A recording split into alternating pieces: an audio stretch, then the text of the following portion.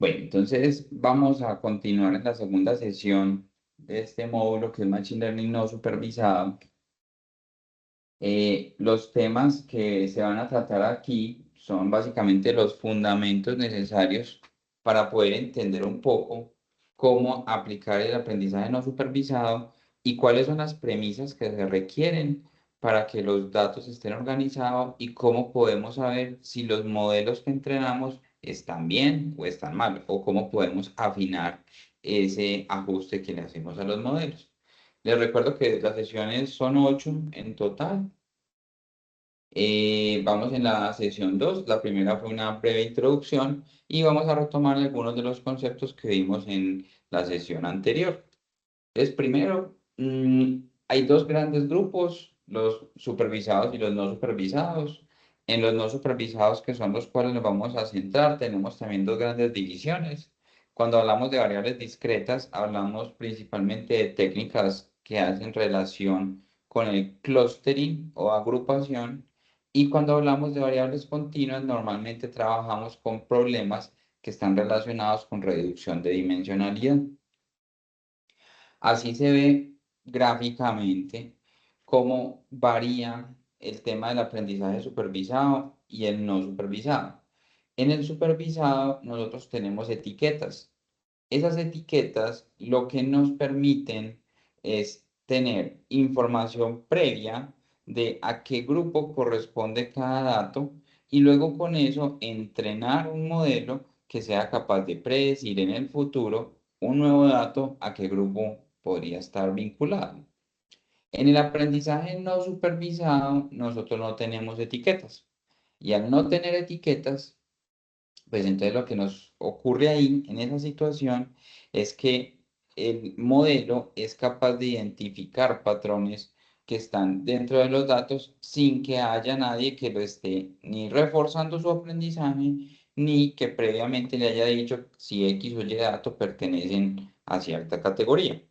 Esto es útil porque en el entorno industrial la mayoría de los datos están no etiquetados y el hecho de etiquetarlos requiere mucho tiempo, requiere muchísimo esfuerzo humano porque pues el que hace las etiquetas en últimas es una persona y en ese orden de ideas pues nosotros normalmente tenemos datos industriales que están relacionados más a información no etiquetada que información etiquetada. ¿Listo? Bueno, me confirman si siguen viendo la diapositiva, sí, se sigue viendo bien.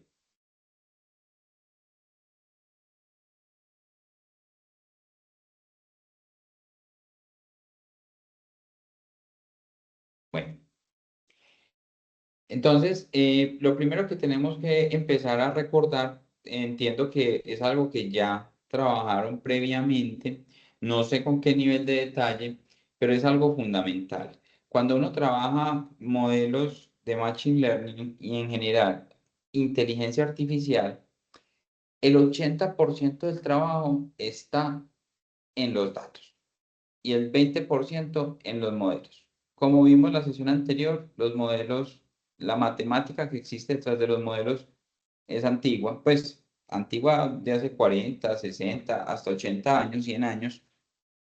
La estadística que se utiliza o los métodos de probabilidad que se utilizan, pues tampoco es que sean los más novedosos, pero el uso que le hemos venido dando tan intensivo obedece más a un incremento significativo en los datos y un incremento significativo en la capacidad de procesamiento. Entonces, la importancia de la calidad de datos no es trivial y por eso es tan relevante hacer énfasis, como en en esta sesión, en cómo podemos nosotros garantizar que la información es adecuada para ser procesada por un modelo de Machine Learning. Si nosotros no garantizamos que los datos están buenos, pues el modelo se va a entrenar con información que no es adecuada.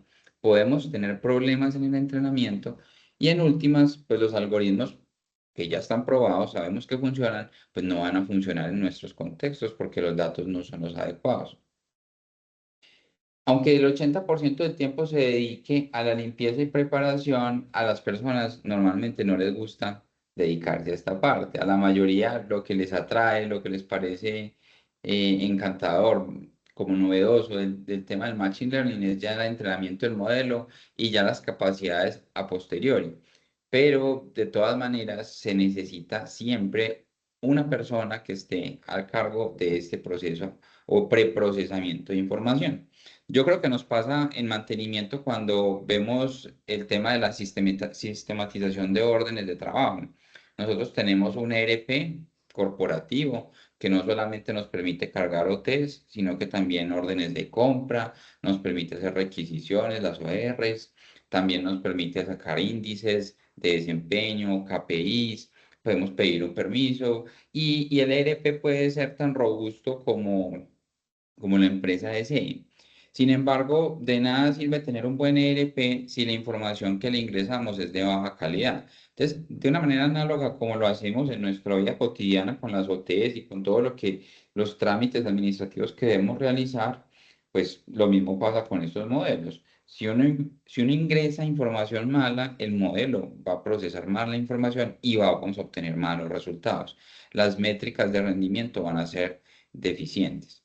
Entonces, un modelo es tan bueno como sus datos y eso es 100% verídico. Y hay que tener algo claro, que el preprocesamiento no es un paso opcional, sino que es fundamental. Y esto pues tampoco se tiene que volver como una carga donde uno siempre tiene que hacer el preprocesamiento manualmente, como lo vamos a ver hoy, sino que existen ya unas herramientas que nos permiten a nosotros guardar como esa serie de pasos dentro de lo que se conoce como un pipeline.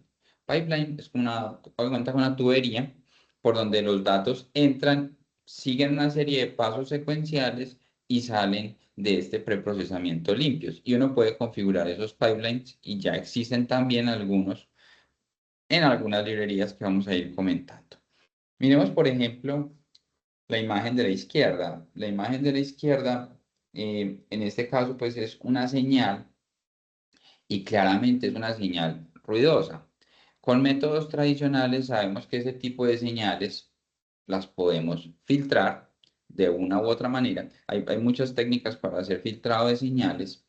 Y miremos, por ejemplo, el gráfico de la derecha. Entonces, uno en el gráfico de la derecha ve una línea roja que está como en el promedio o en el centro de las líneas azules, que son líneas que tienen información de pronto con ruido.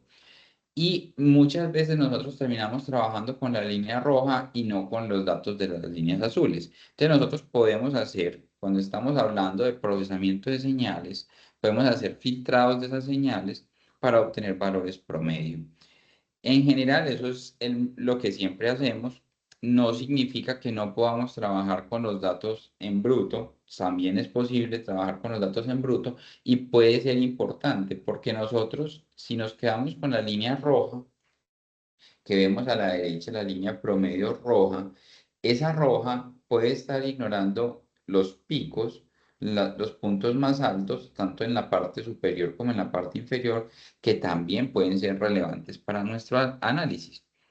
Existe un método de Machine Learning no supervisado que permite, por ejemplo, descartar valores como los que están elevados. Como hay varias técnicas para descartar lo que llamamos outliers o valores por fuera, pues como del comportamiento normal. No sé de pronto ustedes cuáles de los métodos que utilizaron en el módulo anterior recuerdan. De pronto el de intercuartiles, ¿cuál más? Un método para detectar outliers o para hacer limpieza de datos, que recuerden ustedes. Uno que era como con estadística. ¿Recuerdan alguno que se llamaba Z-Score, por ejemplo? Lo escucharon por ahí, Z-Score para hacer limpieza de datos.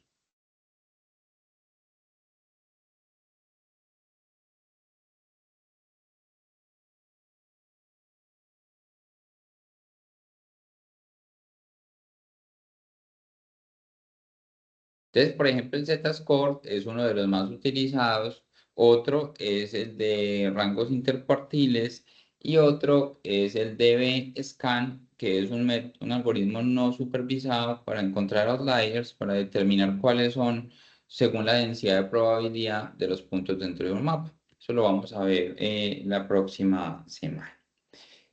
Entonces, ¿cómo vemos normalmente los datos que utilizamos para entrenar los modelos en aprendizaje no supervisado?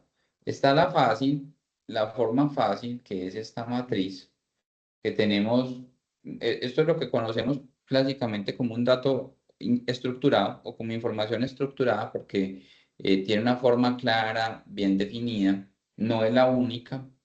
Tenemos filas, tenemos columnas. En este caso, las filas son las observaciones, las columnas son las variables o las características, y decimos que esto es una matriz que tiene n por m dimensiones, donde n es el número de filas. En este caso, entonces, tendríamos desde la A hasta la G, tendríamos 2, 4, 6, 7 filas por 2, 4, 5 columnas. Entonces, este sería una matriz de 7 por 5. 7 filas por 5 columnas. ¿Listo? Los datos también pueden verse en forma no solamente tabular como la de la izquierda, sino que también podemos tenerla en forma jerárquica. Esta forma jerárquica a veces es útil cuando tenemos sistemas de indexación de archivos. Digamos que yo creo que todos han visto esto. O cuando tenemos subcategorías dentro de la información. Aquí, pues, por ejemplo, con animalitos es muy fácil de entender. Entonces, el nombre se llama Robin, la especie, el dueño, la dirección, el teléfono. El nombre se llama Bonnie, entonces la especie es un conejo, la raza, el color, y no tienen que ser las mismas. La información del de arriba no tiene que ser la misma que la información del de abajo.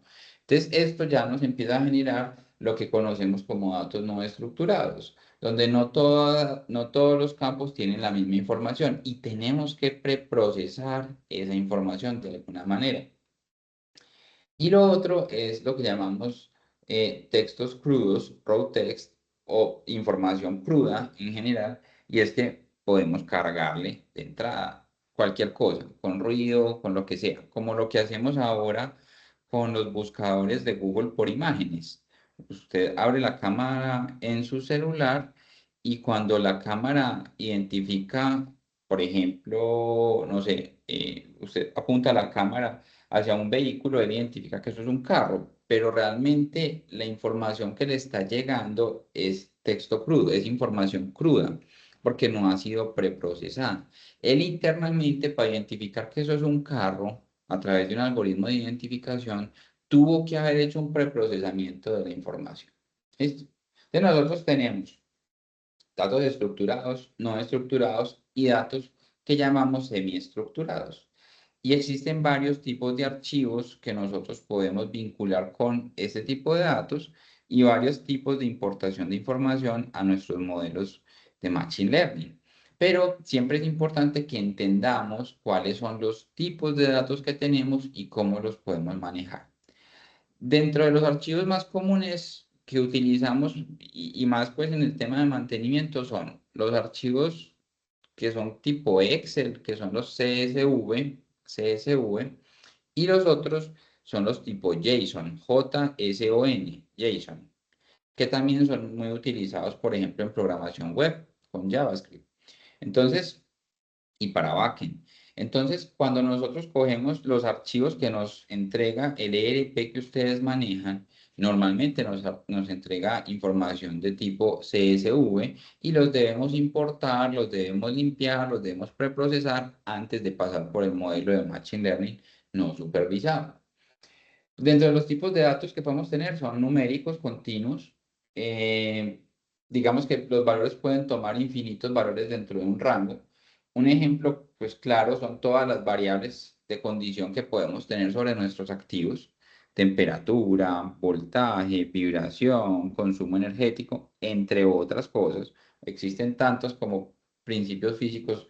Quisiéramos evaluar presión, temperatura, humedad relativa, depende pues como del proceso que estemos monitorizando. En temas de tratamiento de agua, que creo que no escuché de pronto en el inicio a alguien que trabajara en la parte de aguas, También es muy importante el tema del pH, concentración de oxígeno disuelto, y son marcadores que se le requieren para saber si el proceso que se está trabajando está haciendo bien o está haciendo mal, y muchas veces son los que nos indican cómo debemos manejar nuestros procesos o si se requiere algún ajuste dentro de las máquinas que están interactuando en el proceso.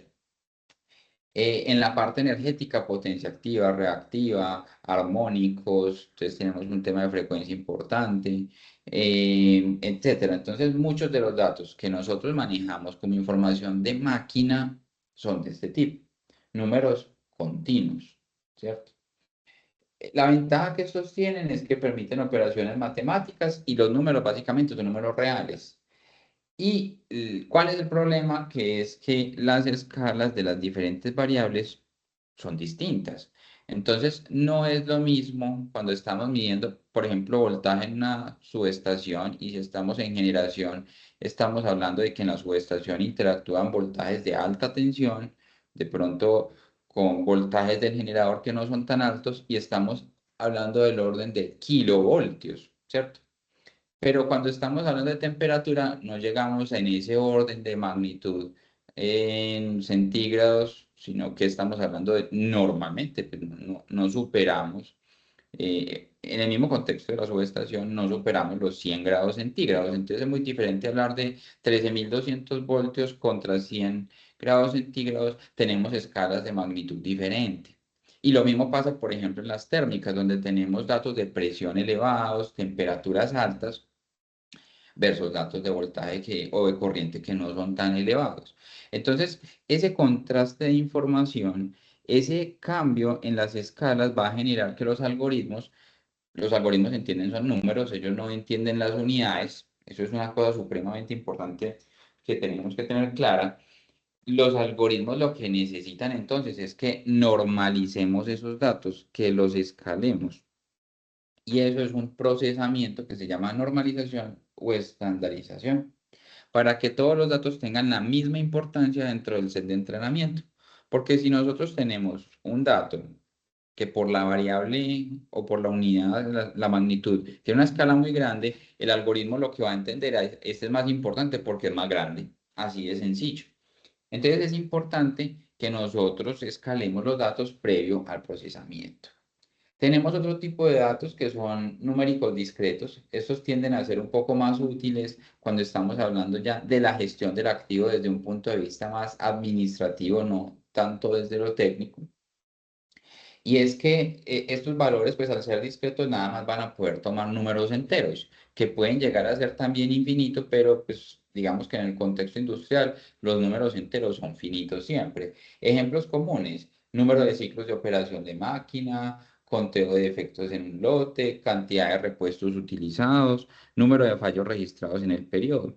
Entonces, cuando hacemos análisis y trazabilidad, si queremos, por ejemplo, hacer un análisis de confiabilidad de un activo, aplicando alguna de las técnicas de confiabilidad conocidas, distribuciones de Weibull o algún otro modelo que queramos implementar para conocer la confiabilidad y la probabilidad de falla de un activo en el tiempo, pues nosotros lo que tenemos es un conjunto de información discreta, y es el número de fallas que tuvimos, y mucho más difícil de cuantificar los modos de falla.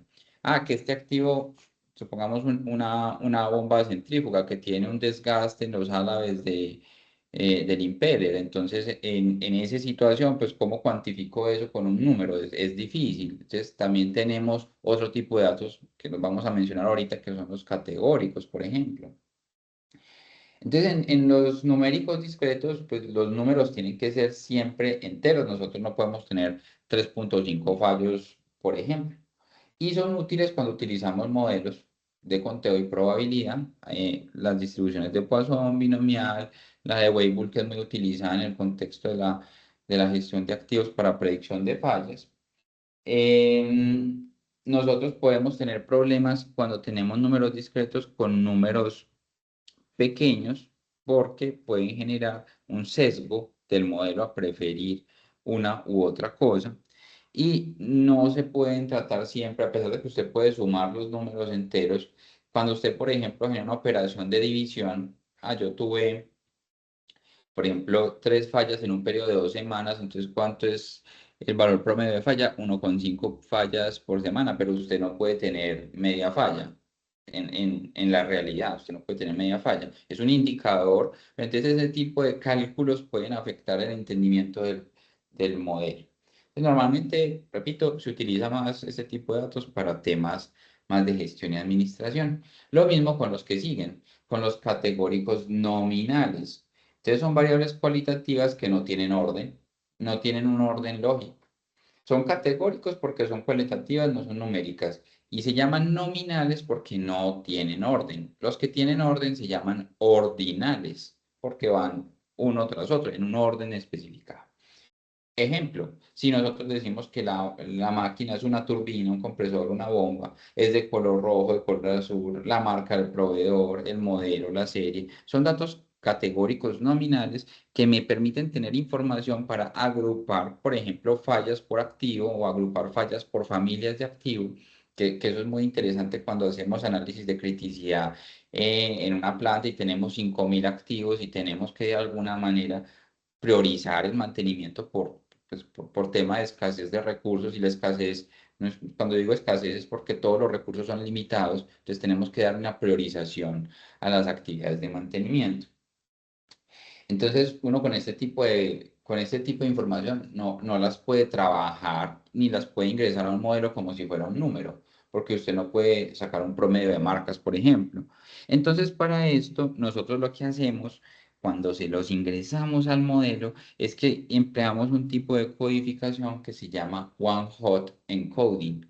Ese one-hot encoding es como si le pusiéramos un código. Simplemente si es bomba, es este código. Si es compresor, es este código. Y le llamamos one-hot encoding porque también esto puede entrar al modelo, porque es información que es relevante para que el sistema aprenda de nuestros datos. Cuando tenemos muchas categorías, por ejemplo, queremos hacer un análisis de proveedores, estos algoritmos de no supervisado también sirven mucho para agrupar proveedores. Y si usted tiene dentro de su ERP la información de cuentas pendientes por pagar, cuentas pendientes por cobrar, números de repuestos suministrados, tiempos de entrega, si usted tiene dentro de su base de datos la información de precio promedio de repuesto y si tiene diferentes proveedores que le entregan el mismo repuesto. Entonces todo eso se lo podemos entregar al modelo para que el modelo me los organice en grupos de proveedores que son costosos y eficientes, costosos e ineficientes, costosos pero incumplidos. Y bueno, nosotros podemos generar tantos grupos como queramos. El análisis a posteriori de esa clusterización, pues dependerá mucho del contexto de la empresa, pero son herramientas muy útiles para poder hacer gestión adecuada de proveedores. ¿Y eso para qué nos sirve?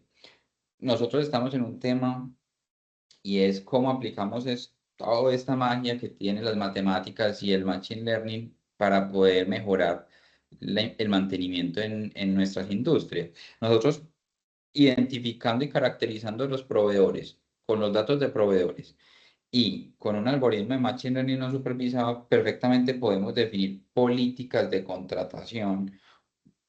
Bueno, teniendo en cuenta obviamente los regímenes legales que aplican en cada empresa, o podríamos definir también políticas de formación y de extender nuestros conocimientos a nuestros proveedores.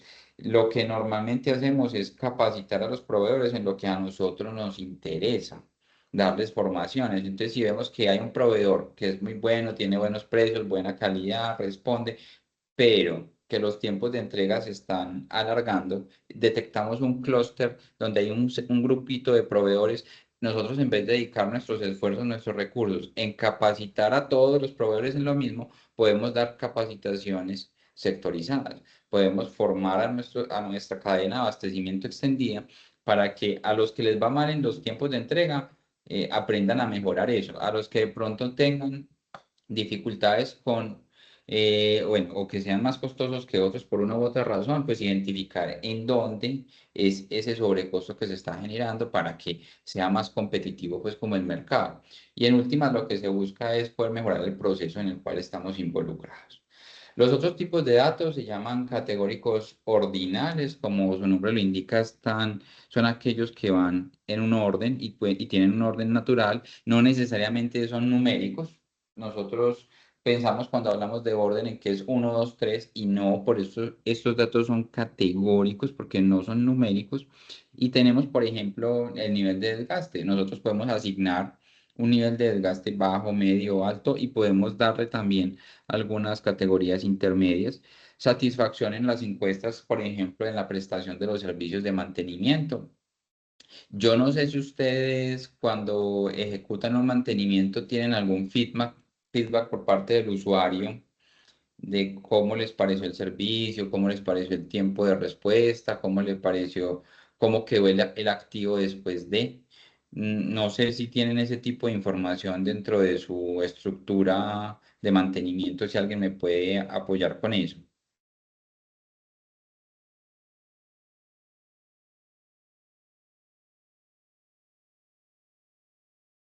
De pronto alguien que esté pues en la parte directamente con las OTs, si me puede informar si después de haber hecho el servicio hay una retroalimentación por parte del usuario o el cliente interno. Pues en el caso de la central de nosotros, cuando se termina de hacer un mantenimiento, se le entrega el activo a operación, pues, pero no se le pide pues como una información acerca de si lo pues, recibe bien o no, sino que simplemente se le entrega, se valida pues que está operando correctamente y ya. Ok. Sí, digamos que puede que en el contexto en el cual ustedes están, que es simplemente un cliente interno, no sea tan común como lo menciona Maritza, pero muchas empresas sí tienen ese feedback por parte de quien recibe el trabajo en tiempos de oportunidad, porque igual hace parte pues como de la medición de la gestión. Uno puede tener una métrica de decir, me demoré 3 semanas en reparar un activo, pero esas 3 semanas fueron lo esperado por el cliente. El cliente normalmente es operación o producción, según pues el contexto. Entonces, tener ese feedback es importante y puede alimentar también nuestra base de datos para poder tener información que nos oriente frente a las políticas. En últimas, el Machine Learning pasa a ser secundario en el momento en que nosotros definimos unas políticas de mantenimiento. Bueno, denme un segundito, por favor. Denme 5 minuticos, por favor. Un segundito.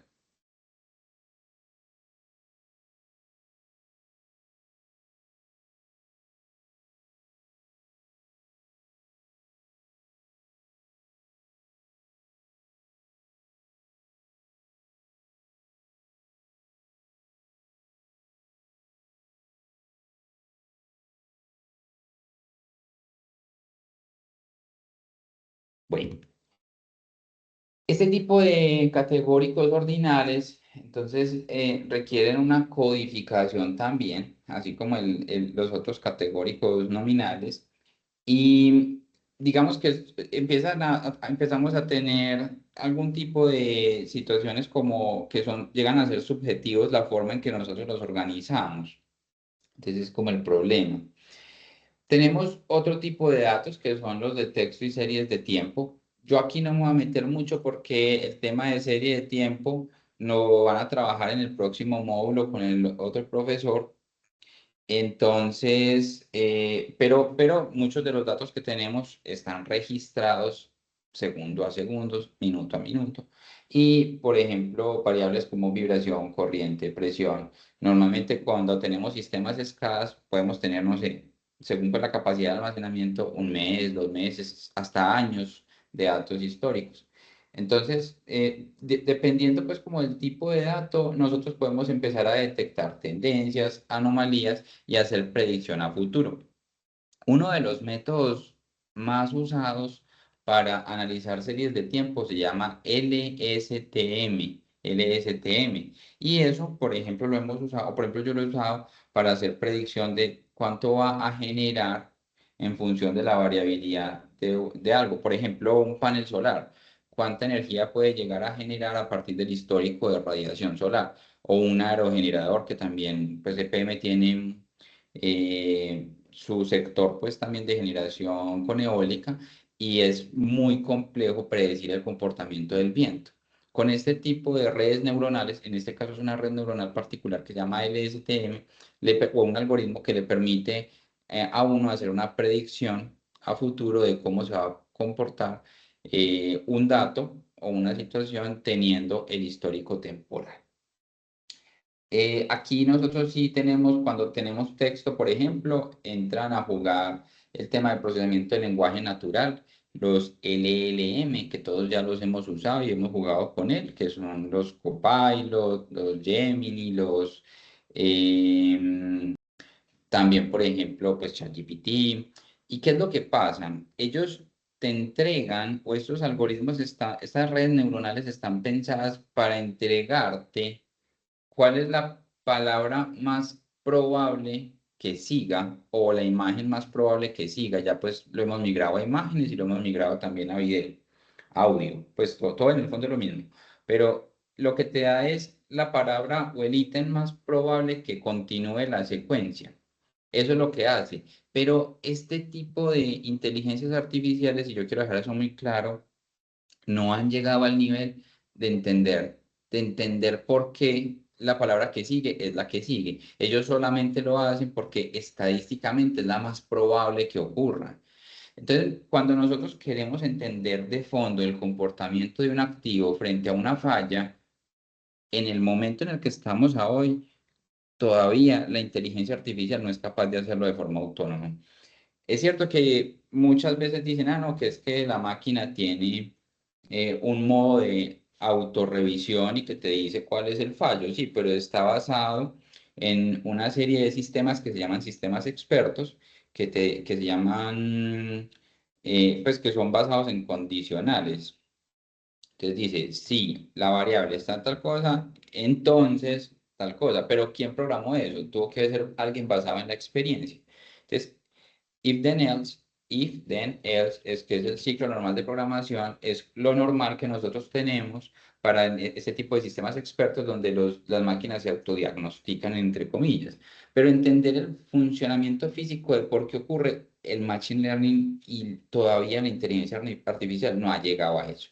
Entonces, aunque sí nos parezca descrestante y sorprendente, por eso es que los modelos de lenguaje, ChatGPT, comete errores, pero el error no es de él, el error es que él solamente entregó la palabra o el texto o la imagen que estadísticamente era más probable que siguiera, pero él no entiende la lógica que hay detrás de. Por eso es que en los juegos les va también a las inteligencias artificiales, por eso es que logran ganar en el Go, en el ajedrez, porque tienen estudiado todas las posibles jugadas que se han hecho y lo que hacen es que estiman la probabilidad de éxito y lo hacen mucho más rápido, pues, y lo hacen más focalizado en una sola tarea.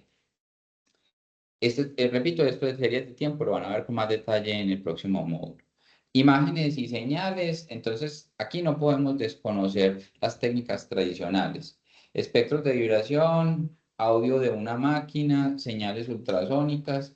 Normalmente son datos que, si bien lo analizamos en el dominio del tiempo, lo pasamos a través de pues, lo que conocíamos como, o lo que conocemos como la transformada rápida de Fourier, la FFT o las wavelets. Lo que hacemos es que pasamos eso al dominio de la frecuencia y hacemos el análisis en frecuencia. Normalmente las imágenes, pues no, son datos que llamamos no estructurados, lo mismo algunas señales, y podemos tener grandes volúmenes de información. Entonces usted puede tener el dato de un sensor en el tiempo, entonces es una serie de tiempo, pero también es una señal. Entonces, ¿cómo lo trabajo? Y ahí es donde está la dificultad. Ahí es donde está la importancia de conocer estos temas y saberlos. Uno no tiene que ser experto en cómo sacar la integral en la transformada rápida de Fourier. No, eso, pues alguien lo tiene que saber hacer, pero nosotros como ingenieros que estamos en el campo de acción, no necesitamos tener ese nivel de detalle. Con nosotros saber que existe una función que lo hace y saber interpretar el resultado es más que suficiente. Ya si alguien quiere entrar a profundizar, pues siempre va a ser bienvenido profundizar en algún conocimiento, pero no es necesario, no es necesario. Y para el procesamiento de imágenes y video aparecen un tipo de algoritmos de inteligencia artificial muy útiles que se llaman redes neuronales, pero convolucionales. Entonces, ese palabra convolucional de pronto les recuerda un operador por allá que uno ve estudiando cálculo que llamaba la convolución. Y pues sí, lo que hace la red neuronal convolucional es aplicar un algoritmo de convolución, aplicar un operador, perdón, de convolución sobre un espacio que es una imagen o un video. Y eso es lo que nos permite a nosotros, por ejemplo, detectar formas. Yo como sé que cuando abro la cámara y le apunto a un vehículo, él me dice, ah, esto es un vehículo. Yo, ¿cómo sé eso? A través de una red neuronal que utiliza un algoritmo de convolución. ¿Listo?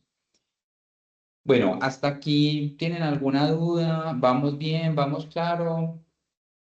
¿Cómo vamos?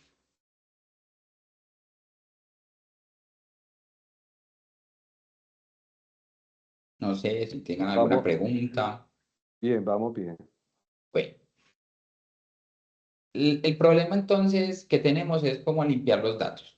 Problemas que tenemos cuando tenemos datos antes de entrenar nuestro algoritmo no supervisado. Yo me voy a centrar en los problemas de no supervisado. Es muy probable que muchas de las cosas que estamos viendo acá sean los mismos problemas para el supervisado. Pero es fundamental porque lo que les dije, el 80% del tiempo nos tenemos que centrar en cómo limpiamos el dato para que esto funcione. Si nosotros nos brincamos esta parte, pues los modelos están, los algoritmos están. Si le pones a ChatGPT, dame un algoritmo para procesar estos datos, él te lo va a dar. Pero si los datos están mal, no hacemos nada. No hacemos absolutamente nada. Entonces, entre los problemas que tenemos son valores faltantes, valores duplicados, valores que se llaman outliers, que están como muy por fuera de lo que normalmente pasa, y eso es normal. Lo que pasa es que el outlier puede ser por un daño en una máquina o puede ser, en el contexto pues, en el que estamos, un error en medición en el sensor o puede ser simplemente un error en la toma de datos en cualquiera de las etapas. Puede que importe, puede que no. ¿Quién tiene que tomar la decisión? Nosotros. Escalas diferentes, ya lo conversamos, inconsistencias de formato y variables categóricas. ¿Por qué las variables categóricas son un problema? Porque es que el algoritmo no entiende la palabra bomba C3, bomba centrífuga de la planta 2. Él no entiende eso. Tenemos que codificarlas de alguna manera para que el algoritmo lo entienda y sepa que hace parte del conjunto de datos. Vamos a mirar uno por uno cuáles son las librerías que más usamos y cómo. Esto es un resumen para que lo tengan ahí. Yo les mandé ayer las presentaciones.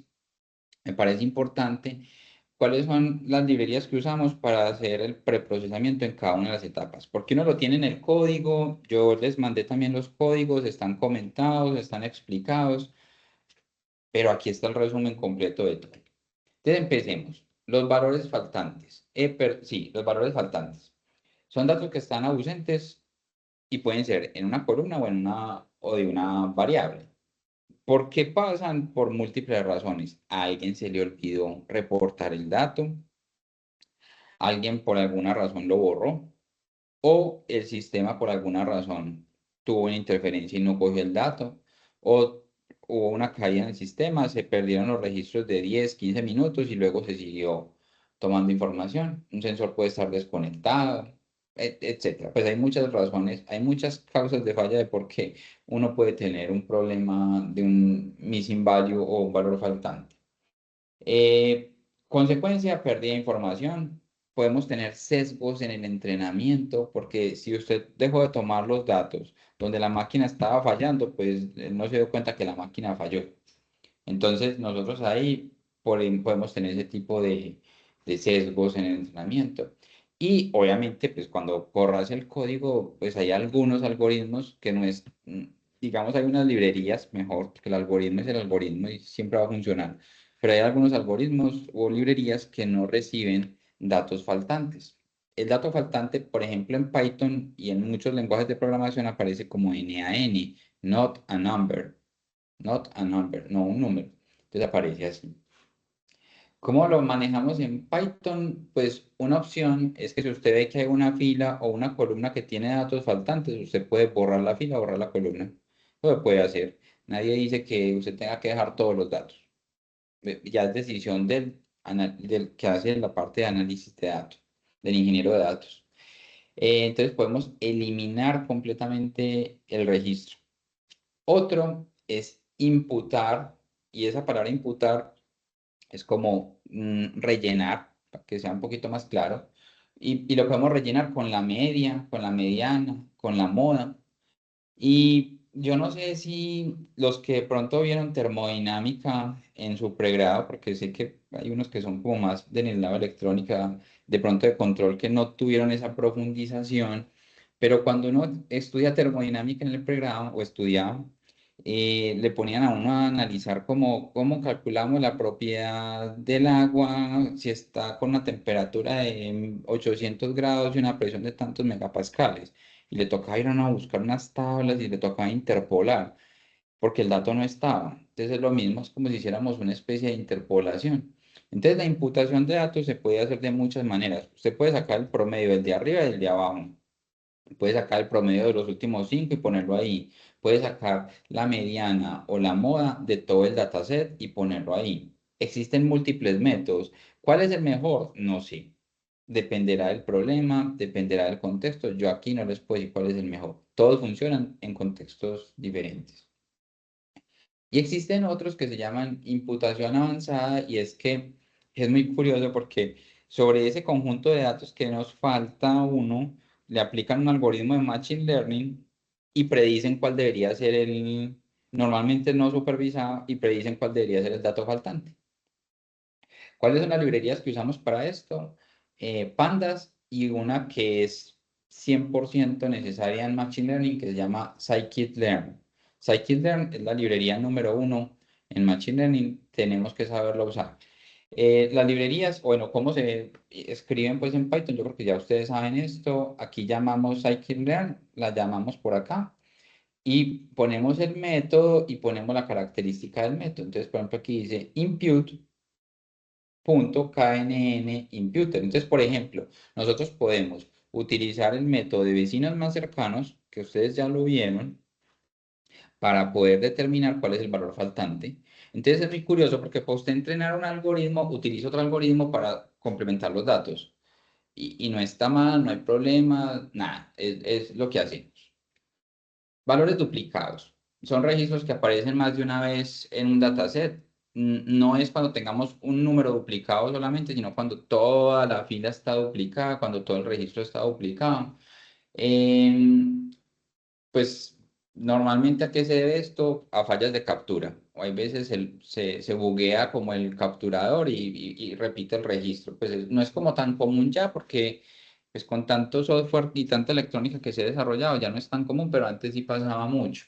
Nuevamente, si tienes un valor duplicado, no porque, o sea, que no sea duplicado porque el proceso sea así. Si así la temperatura lleva media hora en 50 grados, no significa que sea un valor duplicado, significa que esa es la temperatura. Pero si el valor está duplicado por un error en la captura del dato, por un error en el procesamiento de ese dato, puede generar sesgos de análisis, puede generar conteos inflados y que los clústeres prefieran una dirección que otra, que es lo mismo pues que el sesgo. Para manejarlo en Python es muy fácil. Utilizamos la librería número uno para el manejo de data frames o de, data, de archivos de datos, que es Pandas. Normalmente en el código la ponemos como PD. Entonces, nosotros podemos identificar duplicados con esta expresión df, que es un data frame, punto, duplicated, y cerramos el paréntesis. Y para eliminarlos utilizamos uno que se llama drop. Drop en inglés, en español traduce, perdón, soltar. Entonces ese drop duplicate es como detéctelos y bótelos. Entonces él elimina los duplicados. Entonces nosotros a veces tenemos dataset de 10.000 datos y después de eliminar duplicados podemos terminar con 9.000 datos. Habían 1.000 datos duplicados. Pero si tenemos un dataset de 10.000 datos y después de eliminar duplicados terminamos con 9.998 es porque solamente dos daticos estaban duplicados. Entonces significa que la toma de datos estuvo bien. Entonces para eso utilizamos la librería que conocemos como pandas. Los outliers, que son aquellos datos que se alejan como del comportamiento general, del patrón general, eh, normalmente los eliminamos, normalmente. Sin embargo, aquí yo quiero hacer la claridad porque estamos en un contexto donde los outliers me pueden servir y me pueden dar mucha información porque me pueden servir para hacer detección de anomalías. Las máquinas pueden tener pequeñas anomalías que son imperceptibles para el ojo humano, para los sentidos, para todo, pero ese outlier que ocurre en un instante de tiempo pequeño, que es transitorio, me puede dar a mí indicios de que la máquina está comenzando a fallar. Por eso es que este tipo de algoritmos ha funcionado también en medicina, porque han detectado outliers con mucho tiempo antes que previenen obviamente consecuencias a largo plazo. Entonces piénselo como si esto fuera los indicadores cardiovasculares, pero de su máquina. Entonces nosotros podemos decir, ve, la cintura de la máquina está por encima de 90 centímetros, que es el indicador médico para decir si de pronto no tiene riesgo cardiovascular o no. Ah, entonces sí, entonces hay que tomar acciones preventivas. Entonces lo mismo pasa en una máquina. Si se detectan outliers por alguna razón, nosotros podemos empezar a tomar acciones que anticipen al desgaste, anticipen a esa falla. Sin embargo, yo sí quiero ser sincero, la mayoría de las fallas de los activos son aleatorias. ¿Aleatorias qué quieren decir? Que no se pueden predecir. Entonces, tampoco pretendamos o tampoco esperamos que, digamos, un algoritmo de esto nos solucione la vida para predicción de fallas. No. Existen algunas que ya están claramente con unos patrones muy bien definidos, patrones de desgaste, patrones de desalineación, pero al ser fallas aleatorias, muchas de ellas inducidas por factores humanos, entonces es muy complicado. Y predecir el comportamiento de un humano, pues por el momento estamos lejos de ello, estamos pero bastante lejos de ello.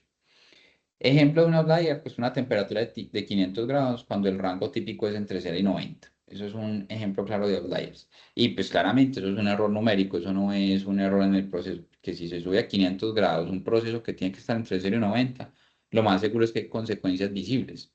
Hay algún efecto físico de ese fenómeno. Y la temperatura es una variable de tendencia lenta. También es importante analizar eso. Cada variable tiene un fenómeno físico asociado y ese fenómeno físico puede tener una inercia. Los fenómenos térmicos son lentos, los fenómenos eléctricos son rápidos. Entonces, si a mí me dicen que tuve un pico si el valor normal de corriente dentro de algún proceso es entre 0 y 50 amperios y tuve un pico de 500 amperios, eso puede pasar. Eso sí puede pasar. Pero que tengo un comportamiento de temperatura entre 0 y 90 y tuve un pico de 500, así como esporádico, es como muy, muy, muy, muy difícil que pase por un fenómeno físico, sino que ocurre por un proceso del dato como tal. ¿Cómo manejamos estos outliers? Está el Z-score. ¿Cómo lo llamamos? Utilizando, bueno, aquí para el Z-score hay varias opciones, pero a mí la que me gusta utilizar es una librería que se llama SciPy, que ese es este loguito, es una culebrita. O también podemos utilizar el IQR, que es el de rango intercuartílico. El Z-score funciona muy bien. Yo creo que para supervisado, por ejemplo, para entrenamiento supervisado, es de los que más se usan.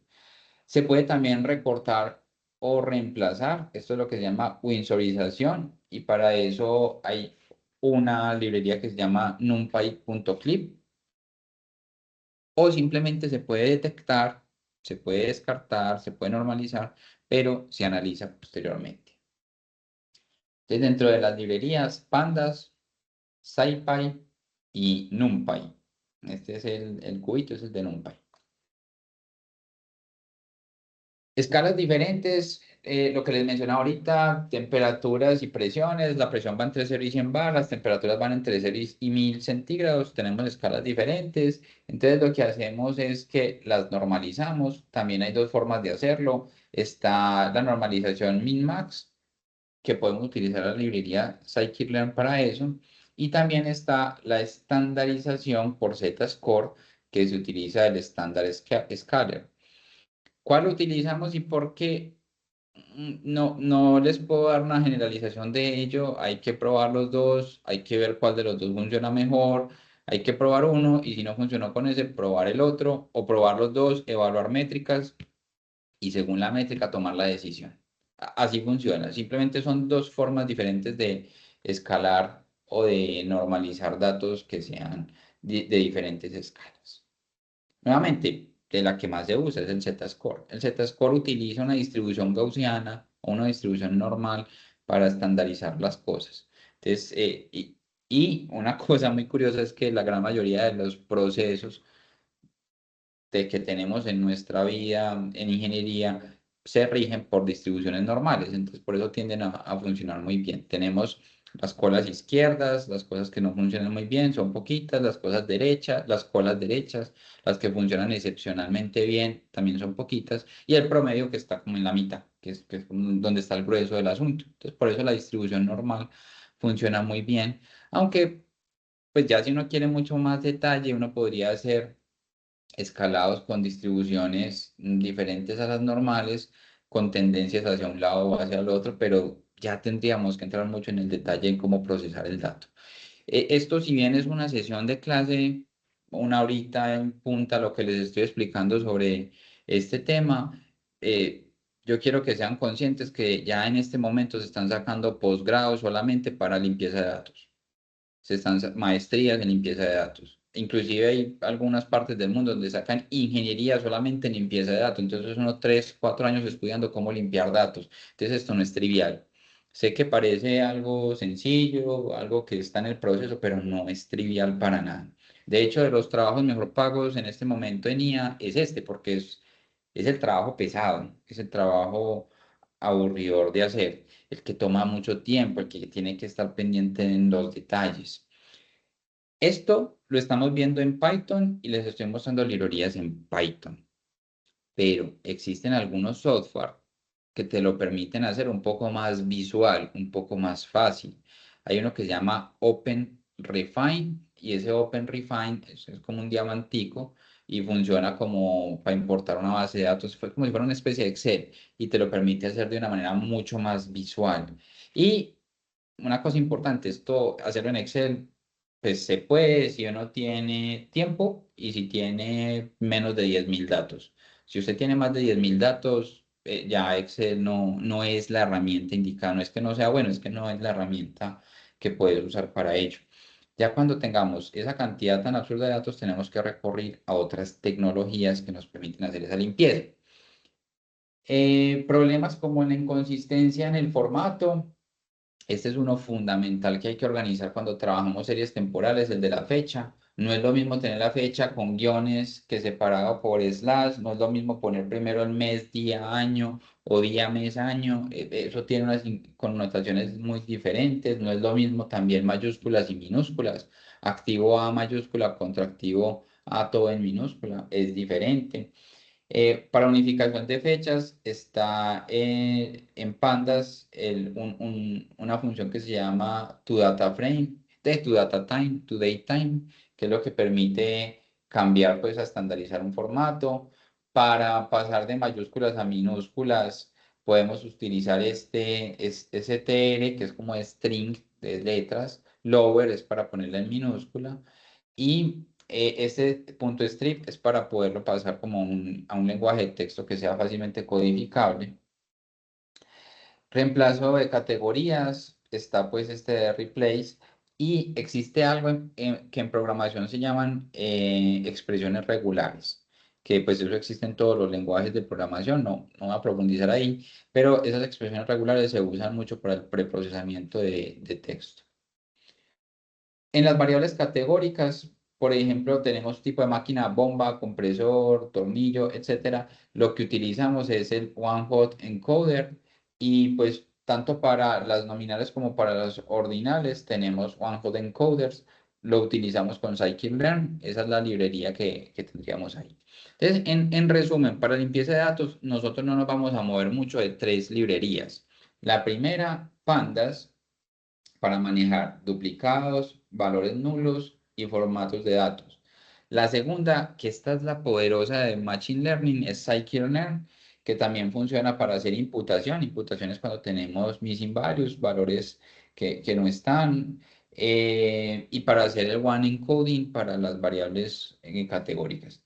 Y para hacer las operaciones matemáticas tenemos NumPy y SciPy. ¿Listo? Son como para hacer los análisis numéricos. Entonces, ya con esto yo voy a cerrar el tema del preprocesamiento. Ahorita miramos un archivo en Colab donde está este preprocesamiento y miramos cómo lo aplicamos a un dataset ya pues real. pero sí me gustaba pues como hacer este repaso porque, como les digo, es fundamental que el dato esté bien para que el modelo funcione. Si no tenemos un dato bueno, el modelo va a entregar basura básicamente. El problema que sigue, que quiero que analicemos, es cómo podemos saber si el modelo que yo entrené está bien o está mal. Y el problema es que nosotros no tenemos etiquetas. Al no tener etiquetas, ¿yo cómo hago para saber si lo que el algoritmo entregó está bien o está mal? Porque claro, si yo digo, vea, yo tengo este conjunto de datos y el algoritmo me dijo, divídalo en 5 grupos. Pues, ¿y esos 5 grupos qué significan? ¿Son coherentes los 5 grupos? ¿Será que los grupos están tan separados o son tan diferentes que cada uno sí conforma un grupo? O yo los debo juntar, ¿cierto? Entonces, el problema en el tema de aprendizaje no supervisado es que es difícil saber si el algoritmo lo hizo bien o lo hizo mal. Ahí ya requiere un poco más de la pericia humana de entender el resultado. Entonces tenemos dos formas. Uno es utilizando unas métricas que llamamos internas, que es basada en los mismos datos, y otro, métricas que llamamos externas, cuando de todas maneras sí tenemos etiquetas de referencia. Entonces yo sí puedo saber cómo no, pues yo ya había hecho un estudio previo y yo ya sabía que estos proveedores sí tenían este tipo de comportamiento, entonces bien, eso sí quedó bien clasificado, pero necesitamos una fuente externa. Ustedes en el tema de aprendizaje supervisado, ¿alguien me puede recordar que tenga por ahí a la mano cuáles fueron las métricas que utilizaron? ¿Cómo sabían si el algoritmo estaba bueno, si estaba malo? ¿Cómo sabemos si nos dio bien o nos dio mal? Si quedó bien entrenado o no.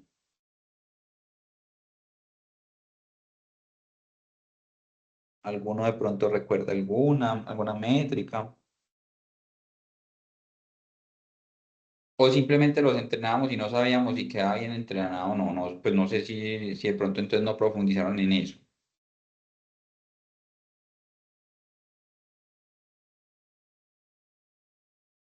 Qué pena, yo creo que en parte, pues como siempre era mucha información, uno desconoce ciertas bases y uno se traga algunas cositas entero. Pero Sí, sí, sí, no, y es cierto lo que decís, y cada vez es más y más y más información. Entonces, pero bueno, no hay problema.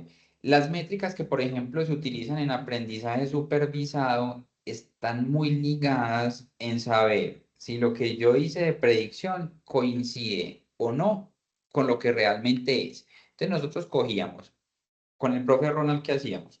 Cogíamos un conjunto de datos, lo partíamos en dos pedazos, uno para entrenar y otro para probar.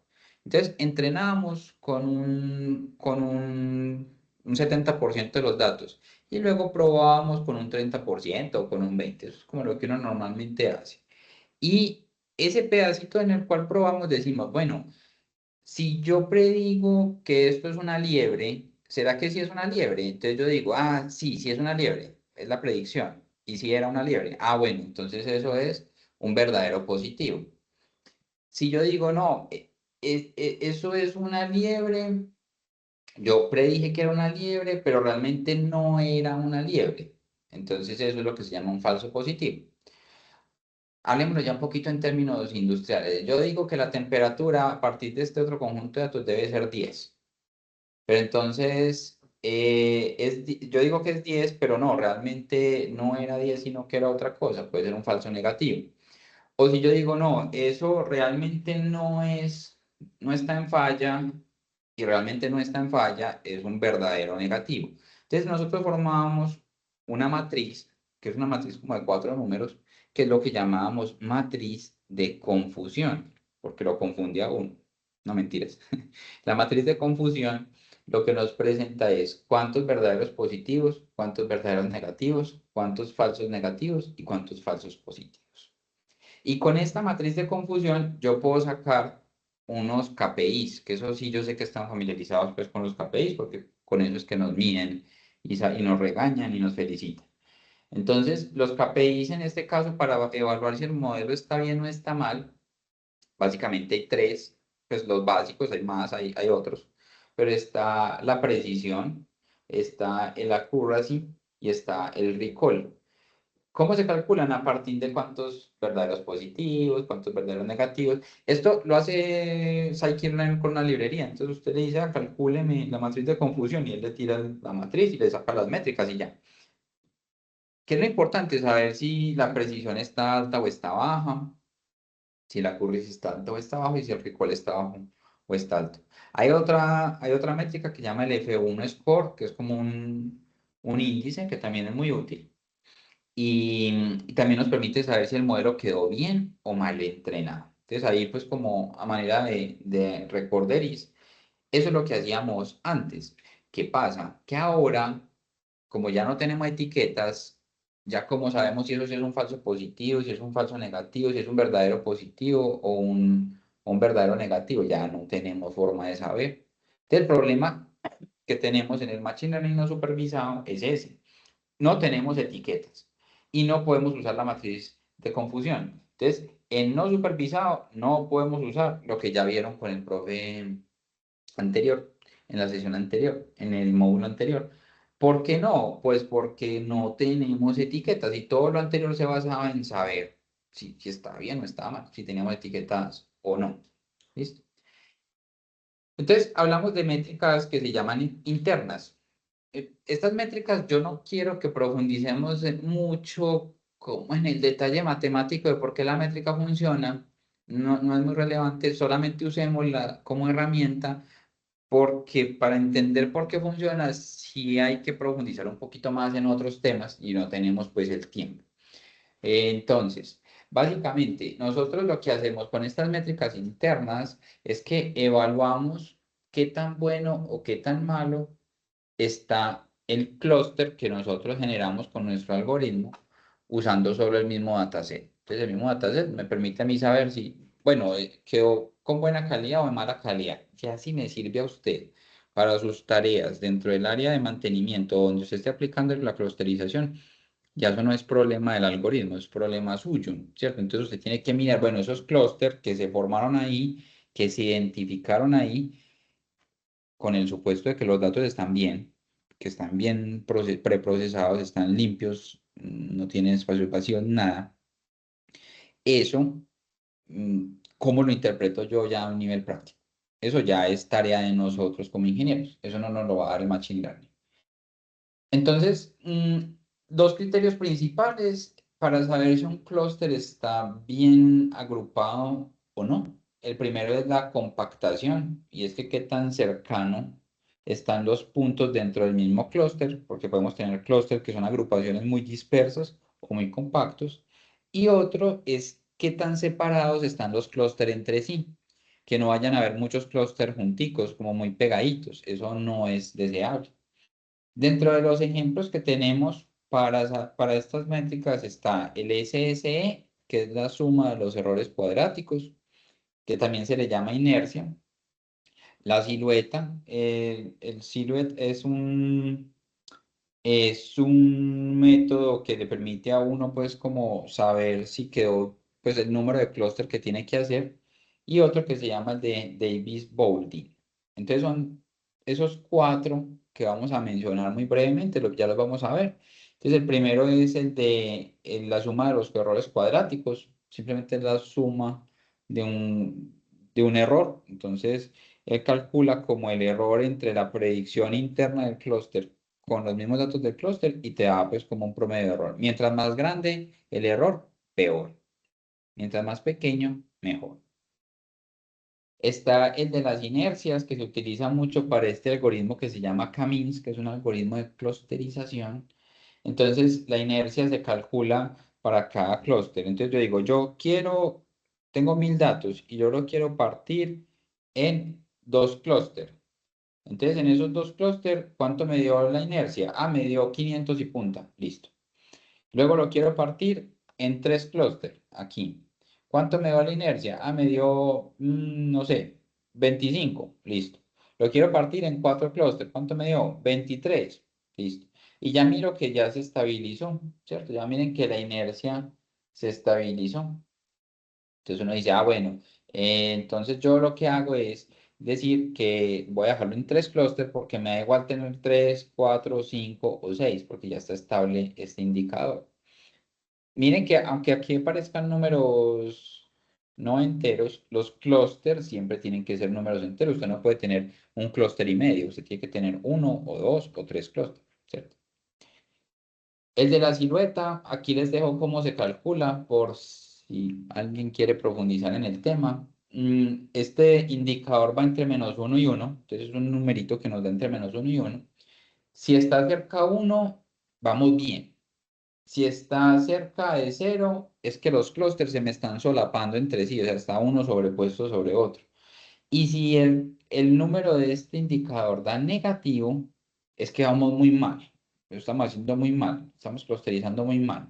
¿Cómo se ve eso ya, pues, en dibujitos, en la gráfica? Entonces, nosotros decimos, ¿cuántos clústeres queremos? Ah, yo quiero 2 clústeres. Bueno, ¿cuánto me da el indicador? Me da 0.7. Ah, bien.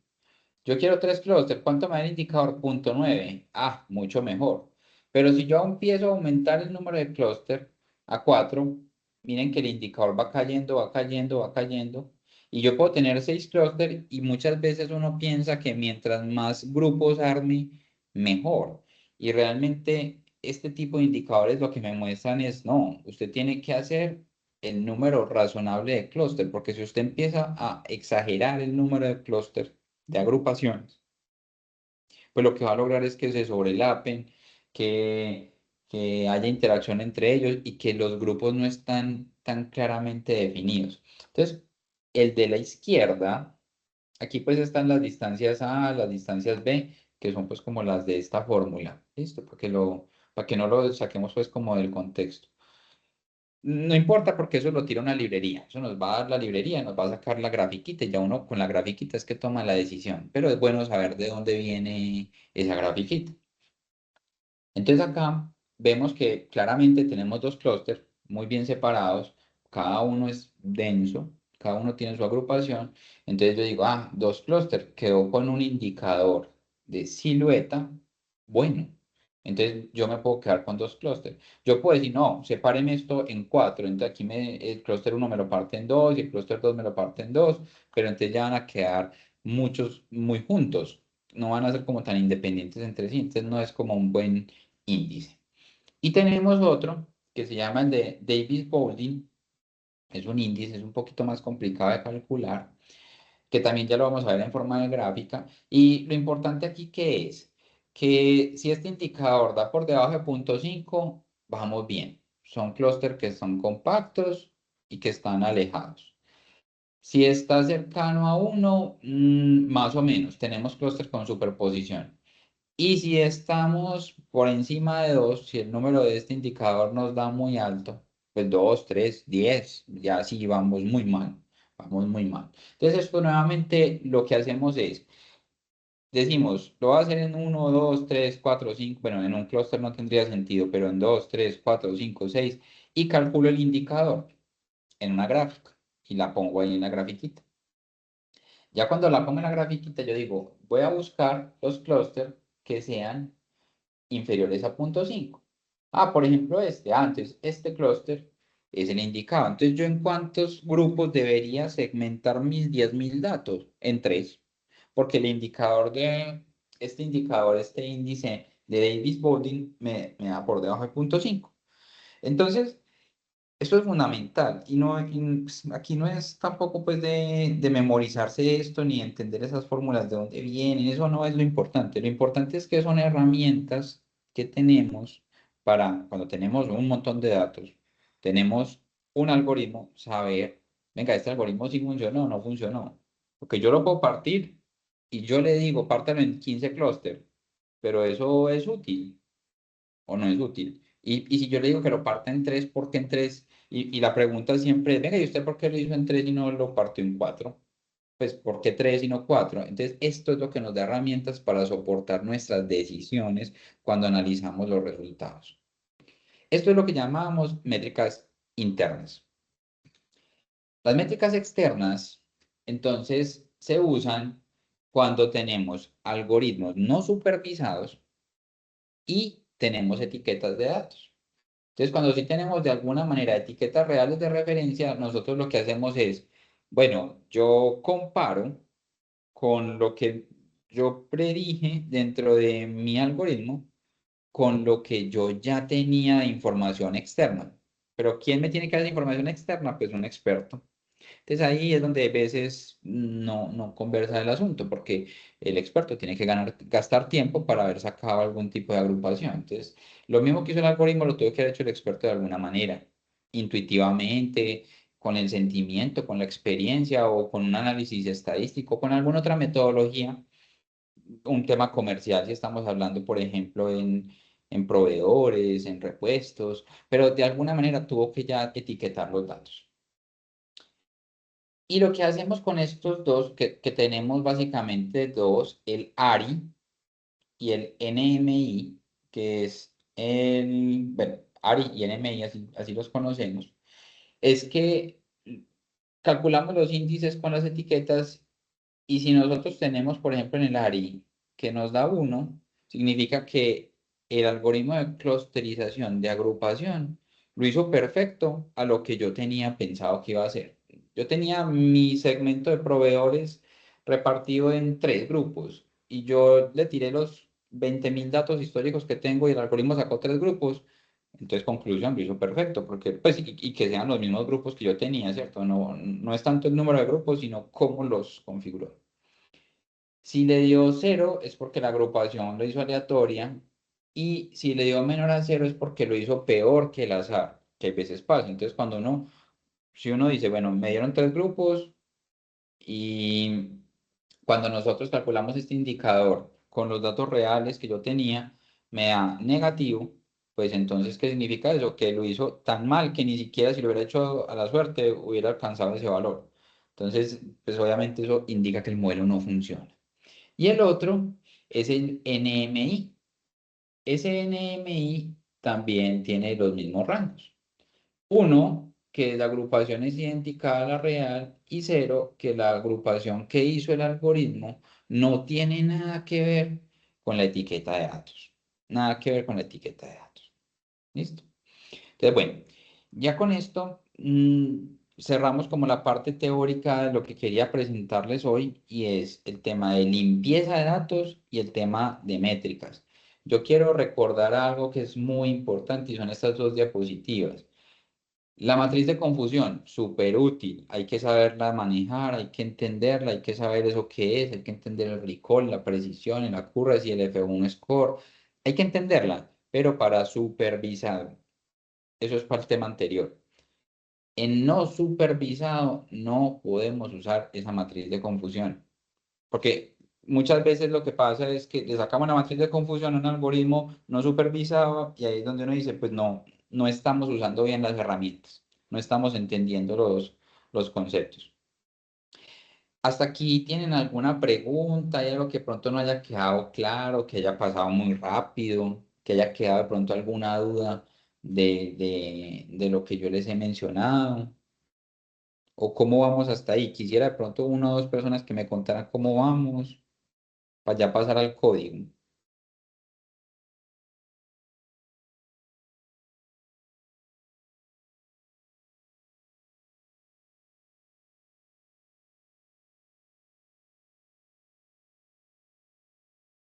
Bueno, entonces, pues si no hay preguntas, pues entiendo que vamos bien, pues está claro el asunto. Entonces vamos a pasar al código. Voy a dejar de compartir pantalla y voy a compartir otra pantalla.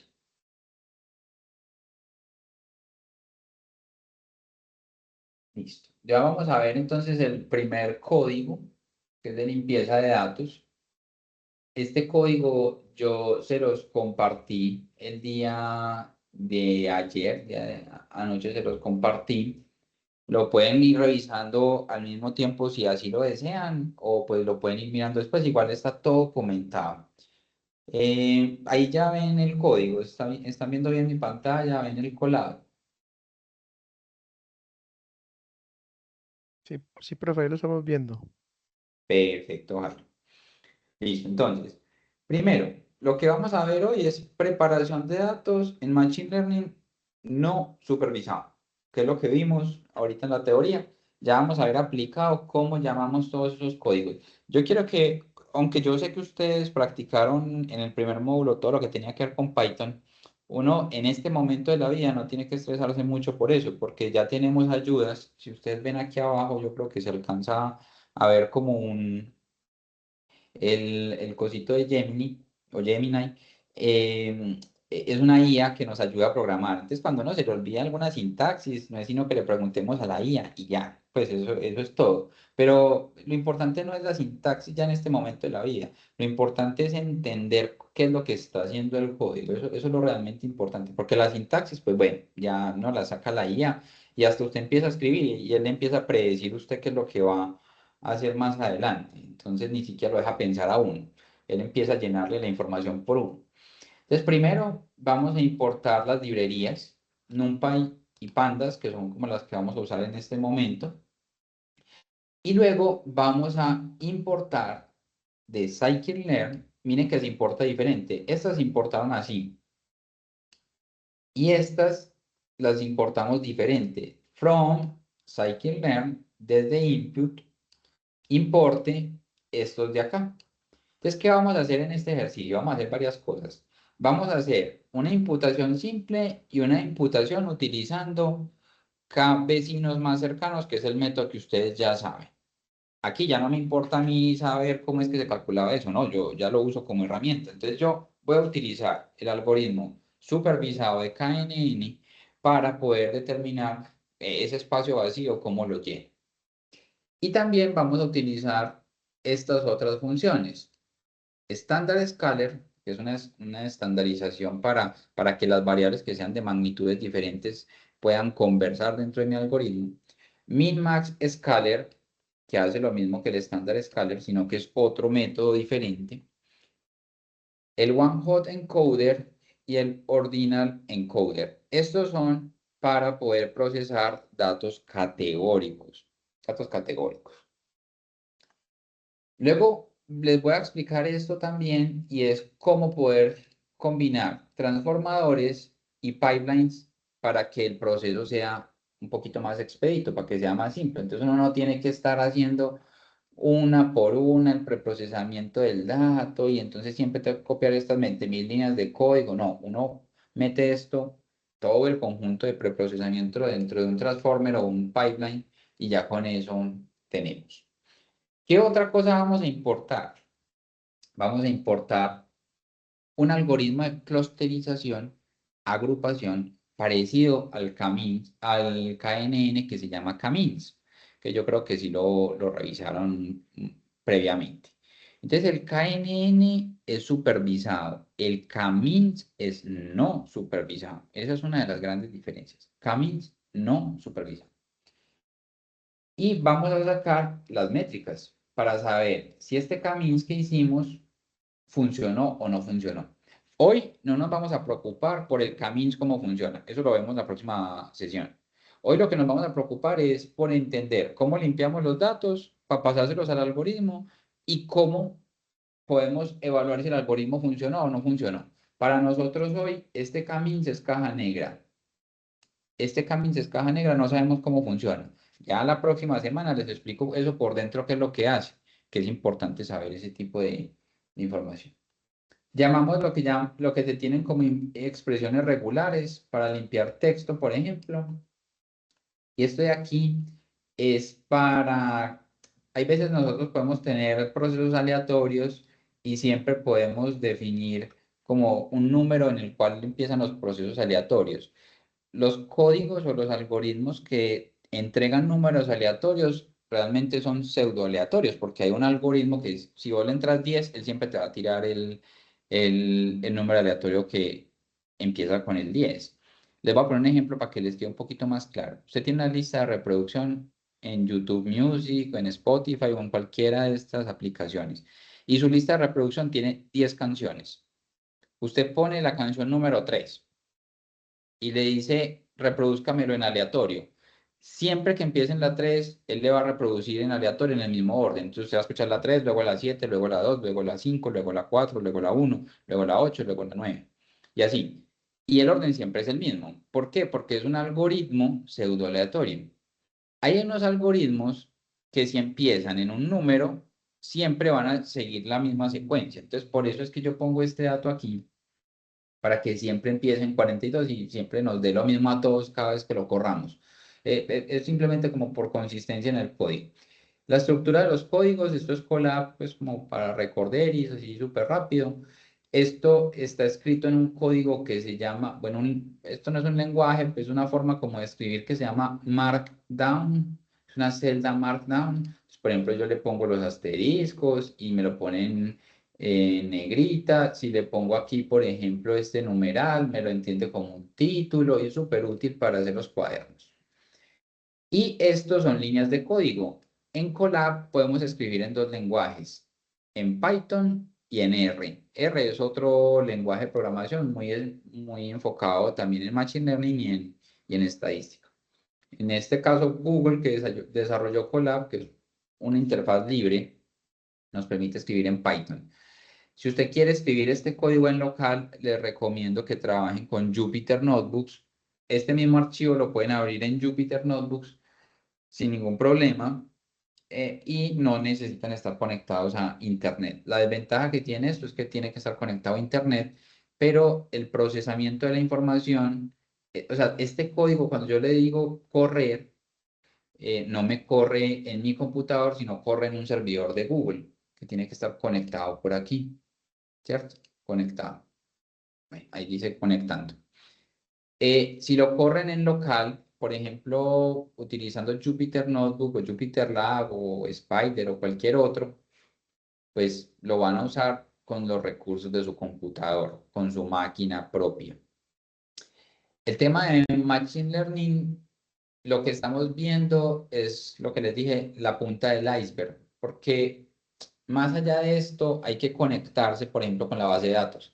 Yo cómo me conecto, ustedes se pueden conectar con su ERP directamente a través de Python y lo podríamos programar utilizando Linux, pero pues eso es un enredo que no es necesario en este momento. Pero es importante que sepan que si uno quiere realmente que estas herramientas sean eficientes, no las podemos seguir trabajando en Colab aquí pues con un solo script. No, si uno quiere que esto sea masivo, serio, pues se tiene que conectar con la base de datos directamente y tenemos que saber programar en bases de datos, tenemos que saber muchas otras cosas. Cuando no tenemos esas posibilidades o esos conocimientos por diferentes razones, lo que hacemos es que nos importamos los datos aquí, pero la capacidad de procesamiento es limitada. ¿Por qué? Porque pues ya yo no puedo ya procesar 10.000 millones de datos, sino que puedo procesar 10.000 datos, 1.000 datos, 500 datos y funciona súper bien. Pero ya cuando tenemos volúmenes grandes, ya esto que estamos viendo aquí se empieza como a desvalorizar un poquito. Como lo conversamos en la primera clase, para evitar el tema de que yo les mande un archivo con todos los datos en Excel, yo lo que hice acá, esto lo podemos ignorar si quieren. Esto lo que hice fue que yo creé, cada vez aquí, yo creé un dataset. Entonces, cada que usted corre este dataset, es lo que va a estar creando. Ah, me salió un error porque no había corrido las primeras líneas, que es donde llamo las librerías. Cada que yo corro el dataset, todo esto, lo que estoy haciendo es creando un archivo, como si creara un archivo en Excel. Pero en vez de Excel, yo ya lo estoy pasando a un data frame. Eh, por favor, si hay algo que yo diga, que ustedes digan, profe, no hemos visto eso, no sé qué es eso, no sé usted qué está haciendo ahí, me avisan, porque igual yo sé que ya tuvieron la introducción a Python, ya programaron, pero de todas maneras, si para usted todavía es un lenguaje nuevo, pues no es tampoco tan trivial todo este montón de código que uno hay veces ve en estos ejercicios. Entonces yo lo que hice fue que tengo un dataset, si ustedes lo corren, les debería dar igual que el mío, les debería dar pues igualito. ¿Y qué tiene este dataset? Entonces tiene, aquí lo podemos ver primero. Una variable, faltantes, en un segundo les muestro. Categorías, no inconsistencias. Bueno, este dataset lo que tiene es un montón de problemas. Eso es lo que tiene. Básicamente tiene varias columnas, el número, tenemos la categoría nominal, los niveles, las fechas, una escala en bar y una escala en Celsius. Entonces tenemos datos que comúnmente podríamos tener en mantenimiento. Miren el tamaño de este dataset. Nosotros aquí estamos mostrando los primeros 10. Nosotros estamos mostrando nada más los primeros 10 como para ver cómo es el comportamiento de la información, cómo es el comportamiento del archivo. Lo que vamos a hacer aquí es, en este mismo dataset vamos a limpiarlo. Entonces, ¿cómo lo hacemos? Primero vemos la información, df.info me entrega a mí cuáles son, pues cómo está compuesto el dataset. Segundo, vamos a llenar los valores faltantes, vamos a ver cuántos hay. Entonces, con esta expresión me dice si es un número o no, y si detecta que eso no es un número, sino que es un valor faltante, me lo suma. Entonces me dice, vea, usted tiene tantos valores faltantes. Aquí me cuenta los duplicados y me los suma, entonces me dice, usted tiene tantos valores duplicados. Y aquí con describe, que este es súper útil, me dice a mí cuál es la estadística de los datos que yo tengo ahí. Y yo luego puedo ver ese dataset, cómo está compuesto con el head, que me muestra los primeros 5 valores. Entonces vamos con estos métodos que estoy poniendo acá, cada uno de estos métodos, aquí hago una aclaración. Esto es el Markdown donde está la explicación. Este es el código. Este de arriba no corre, este sí corre. Al yo correrlo, me dice, vea, usted tiene acá, denme un segundo. Bueno, primero la información. Usted tiene estas columnas. Tengo 7 columnas. Aquí en Python yo sinceramente no sé por qué empieza a contar en 0. Es un poquito antiintuitivo al principio de dificultad porque usted empieza a contar es en 1, pero no. Aquí empieza a contar en 0. Entonces, tenemos 7 columnas.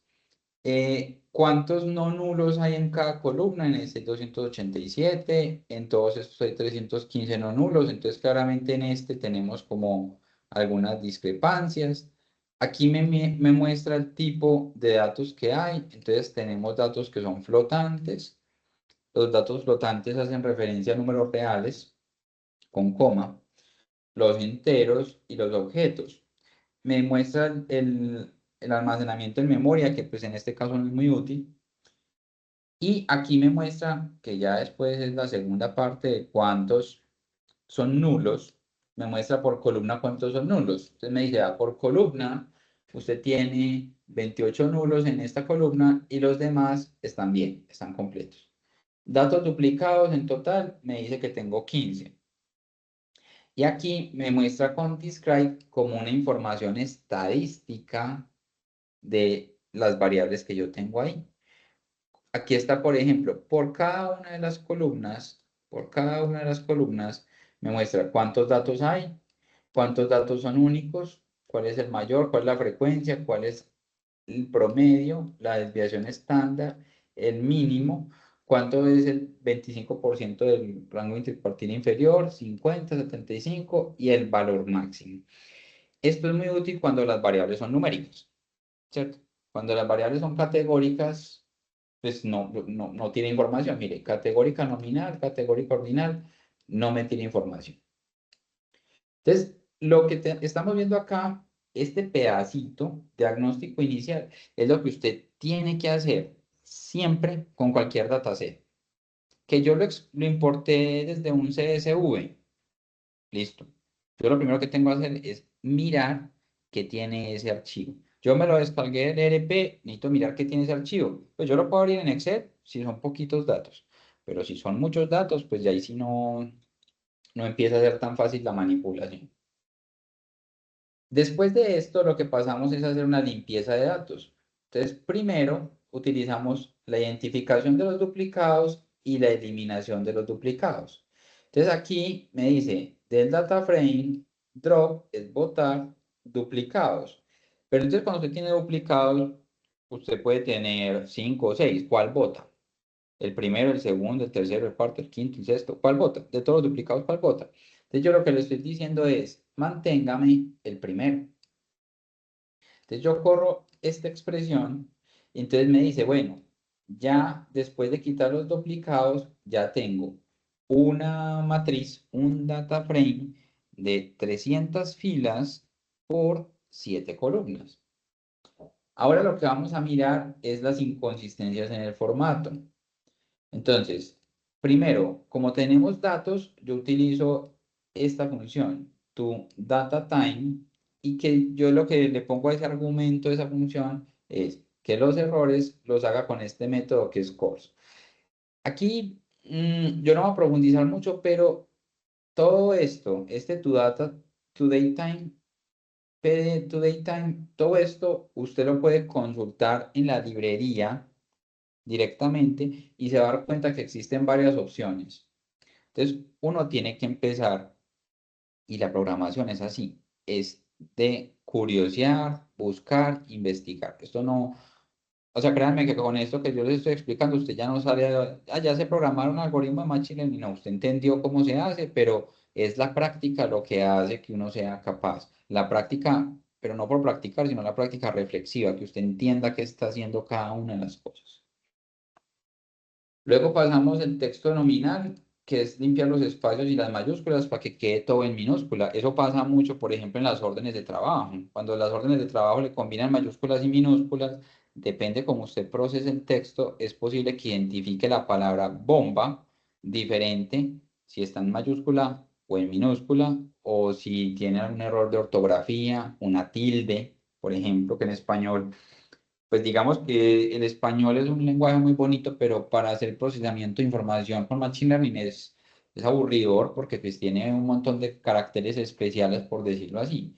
No es lo mismo una palabra con tilde o sin tilde. Simplemente eso hace que sean diferentes. Entonces, si tenemos una situación de mala ortografía, también va a generar ese tipo de problemas. Entonces, pasamos después el data frame y lo que hacemos con esta sintaxis, que yo creo que ya la han visto, aquí ya la voy a subrayar, esta sintaxis de acá, es que decimos, vea, al data frame usted le va a crear una columna que se llame fecha. Y en esa columna que se llame fecha, si ya existe, la sobrescribe. Si no existe, la crea. ¿Me va a meter qué? Me va a meter lo que yo tenía como fecha cruda, me lo va a meter con un formato que Pandas entiende, que el sistema entiende. Entonces, en vez de tener fecha cruda, me lo va a pasar a fecha normal. Y todas las que sean de categoría nominal, me las va a sobreescribir. Mire, categoría nominal es igual a categoría nominal. Entonces me las va a sobreescribir. ¿Y qué es lo que va a hacer? Me las va a pasar todas en minúscula. Entonces, y así lo mismo una por una, una por una. Mire, por ejemplo, acá, esta es muy interesante. Si, por ejemplo, usted tiene errores de digitación, como por ejemplo que mete la palabra bomba con W, porque pues se le fue, o el teclado está sucio, lo que sea. Entonces, si usted encuentra una bomba con W al inicio, reemplácela por bomba, por una sola B. Si usted ve un compresor con una B al inicio, por ejemplo, reemplácela con compresor. Y así sucesivamente. Entonces, uno puede cambiar y uno puede personalizar sus filtros, sus limpiezas, según los errores comunes que uno ya haya identificado. A hoy, gracias a el avance y la diversificación de los modelos largos, large language models, los grandes de lenguaje, ya podemos hacer esto un poquito más automático. Esto es lo que hacíamos hace 3 años. Y todavía, pues, obviamente va a funcionar toda la vida, porque es un condicional. Si encuentra esto, cámbialo por esto. Pero ahora ya podemos, por ejemplo, aquí yo puedo llamar a ChatGPT. Yo aquí puedo meter una línea y decirle, llámeme a ChatGPT, lea eso y organícelo. Y se puede hacer. Y si usted tiene la suscripción paga de ChatGPT, por ejemplo, o de cualquier IA, la API va a ser más robusta. Entonces, usted en estos códigos ya puede llamar un lenguaje de procesamiento y decirle, límpieme el dataset y ya. Entonces, en una sola línea de código, usted puede haber limpiado el dataset. Lo que pasa es que eso es hacerlo como tipo caja negra porque no sabemos ChatGPT qué está haciendo por dentro, ¿cierto? Ahí sí se nos escapa como del espectro. Aquí yo puedo controlar qué es lo que estoy haciendo yo y lo puedo limpiar yo a mi necesidad. Y no necesito pagar nada, no necesito complicarme la vida con ChatGPT.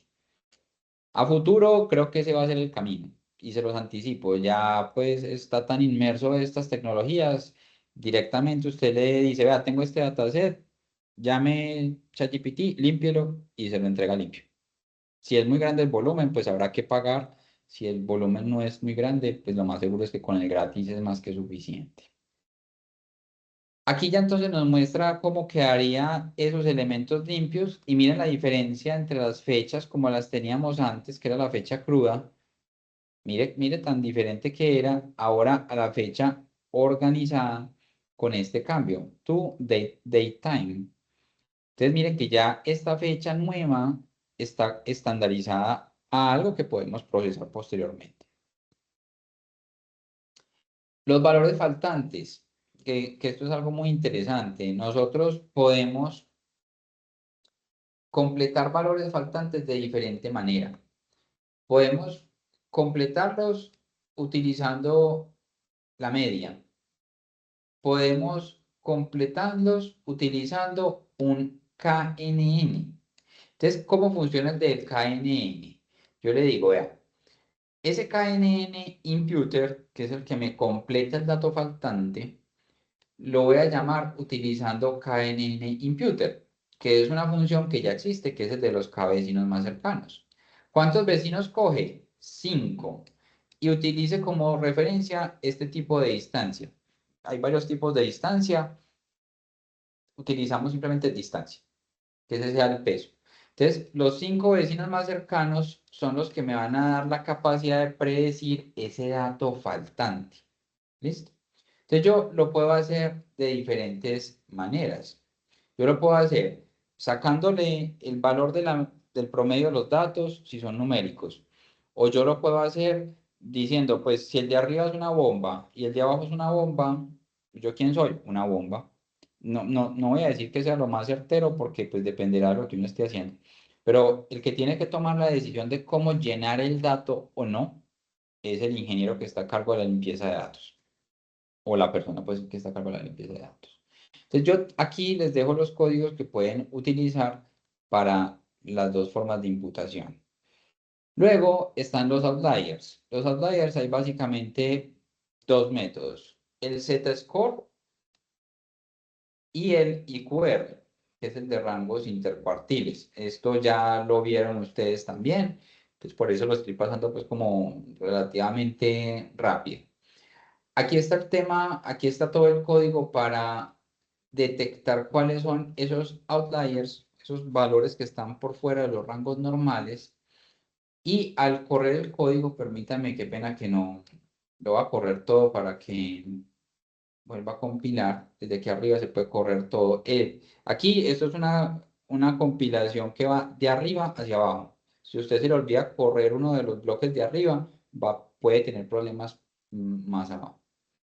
Entonces aquí lo que hago es que él lo que determina, por ejemplo, en el de los rangos intercuartiles, es cuánto es el percentil más bajo, que es el Q4, el Q3, el Q2 y el Q1 son los percentiles más altos. ¿Percentiles en qué? Entre 0 y 100%, el Q1 es el 25% más alto, el Q4 viene a ser pues, el 25% más bajo, entonces el Q3 viene a ser el 75%. Entonces eso es lo que estamos viendo acá.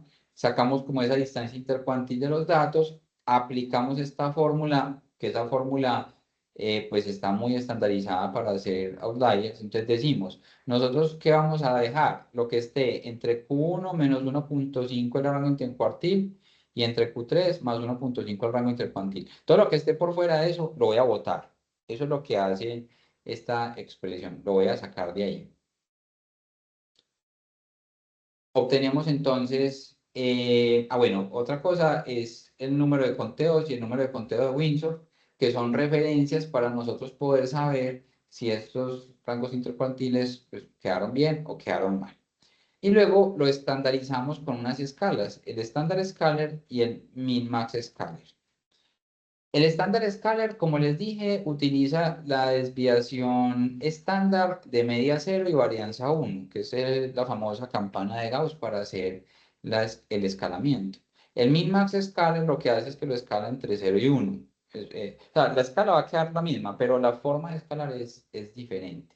Entonces, yo aquí llamo los dos escaladores y yo puedo ajustar ambas pues, las columnas con el Z-score, que el Z-score es el de la distribución normal, o el min-max scalar, que es el de 0 y 1. Entonces miren que ya los datos, por ejemplo, la escala en bar y la escala en Celsius, ya no van a ser 52 bar, 27 bar, 250 Celsius, sino que ya van a ser números entre menos 1 y 1 si utilizamos el estándar scalar, y si utilizamos el min-max entre 0 y 1.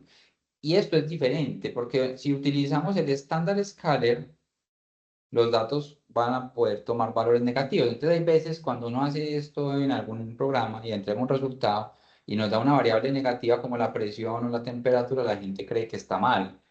No es que esté mal, es que simplemente hubo un preprocesamiento diferente. Y podemos tenerlo entre 0 y 1, entonces que es un poquito más intuitivo. Entonces son dos formas diferentes de hacer el escalado. Y ya para ir finalizando, tenemos la organización de los datos nominales y ordinales con esto que se llama One Hot Encoder. Aquí está el código, realmente todo es muy simple, muy sencillo, pues todo es lo mismo que ya habían hecho ustedes, es lo mismo, por eso no estoy como entrando en mucho detalle. Pero lo que nosotros vemos acá es que cuando nosotros pasamos los datos categóricos por un encoder, miren, por ejemplo, la categoría original era alto, bajo, medio, y cuando lo pasamos por un encoder, aquí, ya no va a ser alto, bajo, medio, sino que va a ser 2, 0, 1, 1, 0, 1. Los ponemos en números. Y mire que, por ejemplo, tenemos bombas y compresores. Entonces, por ejemplo, este originalmente era una bomba y este era un compresor. Ya no va a aparecer la palabra bomba y compresor, sino que lo que va a pasar es que vamos a decir si es o no es bomba. Entonces, por ejemplo, esta es una bomba, esta es una bomba, y entonces esto es un compresor y esto es un compresor, ¿cierto? Entonces, lo que va a cambiar es que vamos a pasar de tener un dataset desorganizado con categorías ordinales, nominales, con fechas, digamos, en formatos diferentes, con escalas diferentes, a un dataset limpio que nos va a permitir a nosotros procesarlo dentro de un algoritmo de Machine Learning. Bueno, vamos a dejar hasta acá, pues como para respetar el tiempo que se tiene dentro de la sesión. Yo los invito a que aprovechen el fin de semana para dos cosas. Uno, pues revisar de pronto la sesión en el video, si de pronto hubo algún pedazo que no pudieron estar o no se pudieron conectar todo el tiempo, la revisan, porfa. Y cualquier duda me pueden escribir un correíto o ya el miércoles lo volvemos a solucionar. Y dos, que revisen muy bien los dos archivos que les envié. La próxima clase ya no va a ser yo explicando tanto, sino que la idea es que pongamos en práctica lo que estamos viendo. Vamos a retomar los ejercicios que ya habían hecho previamente en el módulo anterior, entonces también les pido el favor de que tengan los ejercicios anteriores a la mano para que empecemos a revisar cositas sobre esos ejercicios anteriores y miremos cómo podemos implementar estos nuevos métodos que estamos viendo con los datos anteriores. Vamos a ver en qué casos se puede, en qué casos no se puede. Pero entonces sí necesito que la próxima semana los que puedan tener el Colab abierto ahí, lo hagan, que participen en la conversación, porque no se va a tratar tanto yo de darles pues como la información, sino que va a ser más aplicado. La idea es que sea más aplicado y que empecemos ya a entrar en detalle de los algoritmos. Esta primera semana era introductoria, ya las otras van a ser más aplicaditas. Entonces, la idea es que cada clase vamos desarrollando en algún algoritmo, lo explicamos y va a haber un pedacito práctico. Podemos utilizar los mismos ejercicios que ya habían trabajado, repito, en el módulo anterior. ¿Por qué? Porque es que la información y los datos pueden ser los mismos. Lo que cambia es la manera como los procesamos y cómo los analizamos. ¿Listo? Bueno, no sé si tengan alguna pregunta, alguna información, algo que no haya quedado claro.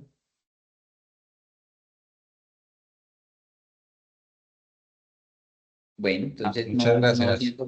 siendo más, muchas gracias a todos por la asistencia, a Valentina también por estar pendiente ahí. Y nos vemos el próximo miércoles. Que tengan un feliz fin de semana y que estén muy bien. Hasta luego. Gracias, Daniel. Hasta luego.